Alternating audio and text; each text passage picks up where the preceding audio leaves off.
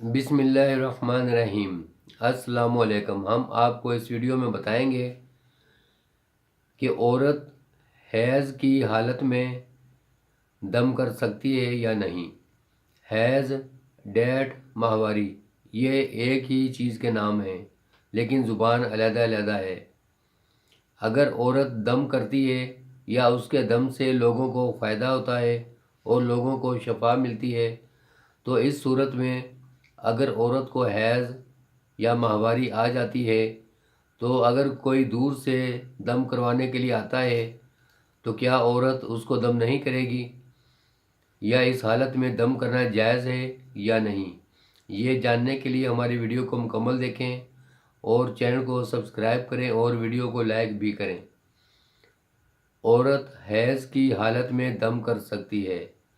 जब औरत अज़ान का जवाब दे सकती है तो वो दम क्यों नहीं कर सकती, लेकिन कुरान पढ़ना जायज़ नहीं। औरतें कुरान पाक को हैज़ की सूरत में कुरान खोल कर नहीं पढ़ सकती और ना ही हाथ में पेंसिल की मदद से पढ़ सकती हैं।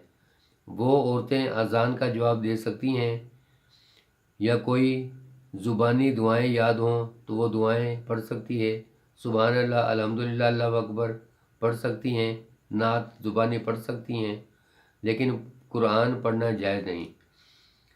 कुरान को छू कर पढ़ना या पेंसिल की मदद से पढ़ना जायज़ नहीं। अगर औरत कुरान खोलती है तो उस औरत की नज़र भी कुरान पर पड़ती है और उस औरत की ज़ुबान भी कुरान के अल्फाज पढ़ती है। यानी कि औरत नापाकी होती है तो उसकी आंखें, नज़र भी नापाक होती है और ज़ुबान भी नापाक होती है।